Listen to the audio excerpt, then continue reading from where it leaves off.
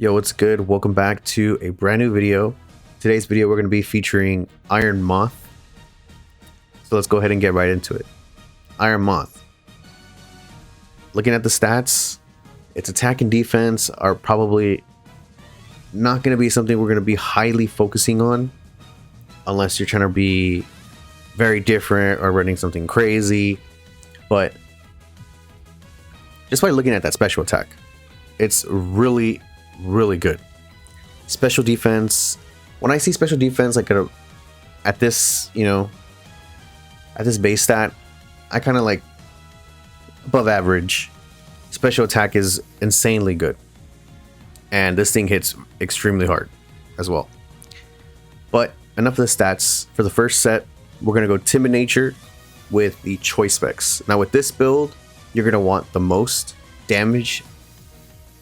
Me personally, I know there's Iron Moth can run different fire type attacks, but for this build, me personally, I like to use Fiery Dance, Energy Ball, and Psychic just to have a little bit of variety, just to be able to target specific Pokemon. Like Psychic, I've only probably seen like one Iron Moth in an encounter use Psychic against one of my Pokemon. But I like having Psychic on Iron Moth, especially for Pokemon like Toxapex, which is very bulky and annoying. Of course, you can also run like Overheat or Flamethrower. With choice specs, you're going to be doing so much damage with the base power of 130 on Overheat. The unfortunate is that we are going to be losing a special attack by 2. And even so, even after you already use Overheat once and you just have no choice but to like attack again, or you just don't need Iron Moth, you can still do a pretty good amount of damage with Iron Moth even after a minus special attack. So yeah, feel free to run that. Of course, it's got other alternatives, but we'll discuss that in the future as we're going to get through these builds. So for the next set, we have Boosted Energy. Boosted Energy is going to help us with our ability, Electric Terrain, active or booster energy used. Highest stat is 1.3 times or 1.5 times speed. So for this build, in regards to the ability, we ended up investing more speed. So the boosted energy is pretty much going to give us a speed boost. And we're going to invest a little bit in defense. You're going to get into some situations where you'll probably end up surviving or just taking less damage than usual. When it comes to, like, let's say Iron Moth is at a certain percentage for a bullet punch range of a Scizor. You're more likely to survive, of course, depending on the HP that you're at, rather than not having any investment on your defense. That's just a prime example. Or maybe like an Aqua Jet, you're gonna have slight bit of bulk at least invested. But this gives us the option just to get some more speed and be able to use a variety of moves rather than just being locked into choice specs, which is really nice. So like I said, if you're not a fan of Fiery Dance, feel free to swap it out for like Fire Blast if you're into that accuracy. Flamethrower is also really good, or if you just want to add Overheat, it's completely optional. Energy Ball is really good against those our coverage, which is like rock, ground type Pokemon, and Pokemon that are just extremely super effective to grass, like Gastrodon. Or I can't think of the other Pokemon. I think, was it Seismitoad? Seismitoad is not in the game, right? There's another Pokemon, the Quagsire. Yeah, Quagsire. Dazzling Gleam is really nice for, like, let's say you get in a situation where you're just like in a 1v1 situation with the Roaring Moon. Dazzling Gleam, that's a one-tapperoo. Unless, they end up going for the, Terra Steel. That's just something to be mindful of. But if you already know the opponent ended up setting up going for the Terrestrialization, you're going up against a Roaring Moon or anything else that's super effective to a Fairy, your chances, just depending on the situation you're in. Like I said, Psychic is another option as well. It's currently just one of my favorites, but that's boosted energy for you. I kind of do recommend having more speed than special attack, unless you're running like sticky webs on the opponent side. Then you probably want to go like modest, and then, you know, just depends on how you want to run it. So for this build, we're going to end up going for Terra Fairy, to give us that extra boost in the Dazzling Gleam, just to do a little bit more damage, and just for that coverage as well. All right, let's go into the next one. It's Choice Scarf. Choice Scarf is also very scary. I ran into a Choice Scarf Volcarona or Iron Moth recently, and it definitely surprised me with the moves that, or with the little tech it had.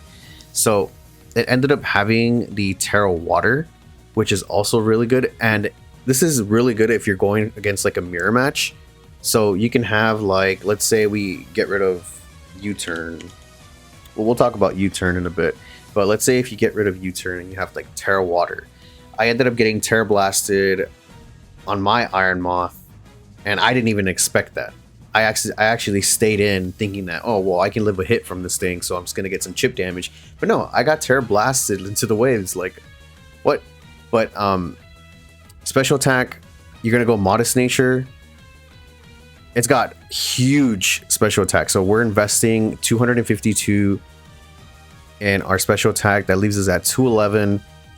Special defense and speed, we got 252 on the speed. We got the Choice Scarf. We're going to be locked in. We're going to get a 1.5 times. And yeah. So about the U-turn. U-turn, we pretty much have it. Like, let's say you go up against something that you don't have.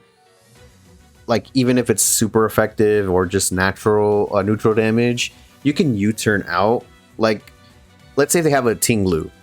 Tinglu is probably a problematic for Iron Moth, even though you have like the super effective damage, because it can be a fully special defensive assault vested Pokemon, and you go for Energy Ball, you're still not going to be doing anything because of the ability that it has. So you can actually U-turn out just to get some momentum, and then bring out something that, you know, Tinglu, that you know you have something for Tinglu to take out, or even cripple it like Toxic or something like that. So this is also an alternative, and like I said, Terra Water is fantastic. We'll get more into the Terra later on. But moving on to the next build is a Life Orb. This is a little bit more of a like hands-on, you can select a variety of moves type of thing, where you're just not choice locked. So this build is pretty similar to the boosted energy, because you can just end up, you know, use a variety of moves without being locked in. So just instead, you're gonna have that, you know, Life Orb 1.3 times. Like I said, you know, if you want to run this thing under a rain team and you end up having like the Terra Water or even Terra Flying could be really good, just so you do like huge damage with the Hurricane. And you won't be missing, because you'll have the rain to be able to support, you know, the Hurricane. Hurricane also has a 30% chance to confuse the target. Can't miss in rain. It's beautiful. Fiery Dance. You have Dazzling Gleam, Sludge Wave. Feel free to add a Terra Blast on here, or not Terra Blast. If you're gonna end up going water, you know, feel free to add Terra Water. Another thing to be mindful of, I know we didn't discuss this yet, but the Quark Drive.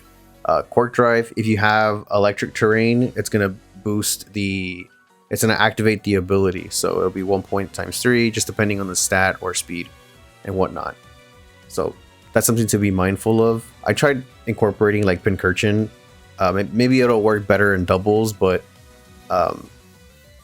with like the terrain extender, which is really nice, but it got very situational.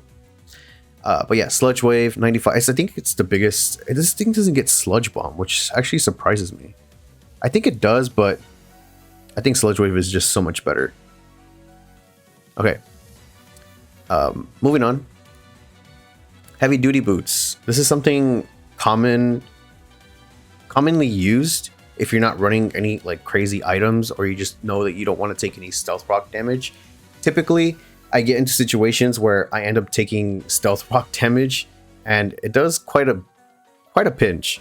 So with heavy duty boots, you're just going to be ignoring hazards, which is really nice.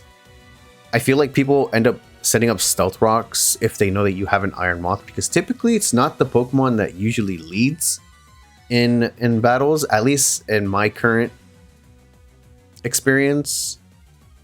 But we have some alternatives in regards to the movesets. Feel free to run timid, modest, even naive if you're going to be just gaining that speed and have some sort of physical tech. So yeah, timid or modest, completely optional.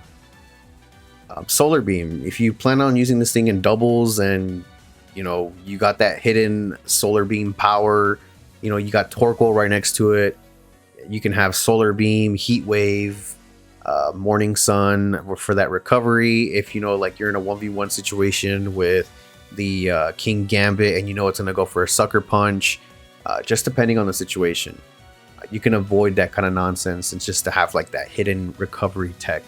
Fiery Dance gives us that 50% chance to raise our special attack. We got Sludge Wave, heavy duty boots, and we have some other. You can even run. I think we have the assault vest set here. Yeah, you can run the assault vest as well if you want a little bit more coverage in your Spadef, or a little bit more tankiness in your special defense. Feel free to run assault vest, Fiery Dance, Sludge Wave, Energy Ball, and Dazzling Gleam. And like I said, this is mainly like the main build or just moves pool that everyone's running, and it's just really good on the Iron Moth. But like I said before, if you want to run like agility and modest nature, if you're feeling that, then go for it. You're going to get a +2 speed, and you're just going to be really fast with high power damage. Of course, you can't have the assault vest with agility. You can also add the focus ash with the agility. You're just gonna have huge power. Maybe flamethrower at that point if you're gonna be running modest nature. Let's see. I'm trying to see what else we can incorporate with the Iron Moth. It also gets Bug Buzz, which is really nice for those for like Woshin. I'm pretty sure it's a one tap on the Woshin. Woshin is actually very annoying. Discharge tech, if you want to run, let's say, Focus Ash or even Air Balloon. Air Balloon can be really good. Even as a fire type, you don't even have to Terra. But you can have like Electric, Discharge, you one tap a Gyarados and any other Pokemon that's like super effective and whatnot. So you'll have the Air Balloon with the Electric type. You're pretty much going to avoid Earthquakes for at least a turn, and you're just going to have to get hit with something neutral, because electric types are only super effective to ground. Let's see, what else can we incorporate with this? I mean, if you want to run a Citrus Berry or even Leftovers, you can. I'm pretty sure you can come up with like a substitute Leftovers, Protect, a Fiery Dance, special attack boosting move, or something along those lines. Bright Powder, let's see. Yeah. If you're crazy about Blunder Policy, I've never seen it on Iron Moth, but you can probably even run it on it with the Overheat. If you end up missing and you end up surviving a hit.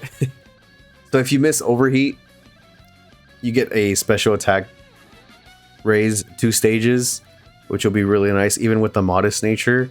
Or if you're going to get outsped by like a Iron Bundle, and then you end up getting the Blunder Policy activated. Of course, you would have to miss the Overheat on a different Pokemon, because I think Iron Bundle pretty much one taps you with Hydro Pump. So it could be either or. It just depends on the situation. Heat Wave for doubles. I try to find use in Flash Cannon, but I feel like the other moves that we ended up having in the previous builds pretty much covers our weaknesses. Like even Fairies, we have Sludge Wave. Flash Cannon we got with rock types we have Energy Ball. I guess in that situation, flash cannon would probably be more beneficial with the what's it called, the Baxcalibur, but we're not gonna have flash cannon just for one Pokemon. It gets whirlwind as well. We've talked about U-turn. Toxic spikes is another one actually.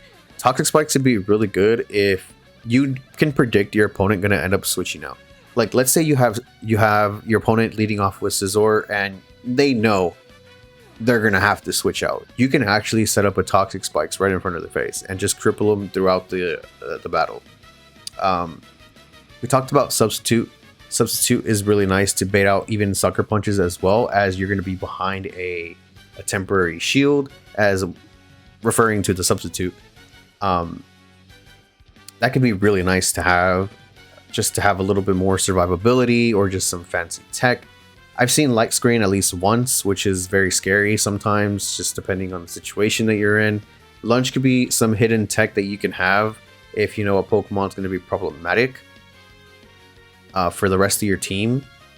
Acid Spray in doubles with Heat Wave and any other Pokemon that could potentially just have like a huge fast special or fast speed base stat or special attack, and you just end up going for like a surf, or not surf because you have ironmoth there, but let's say you go for like a Heat Wave in that situation.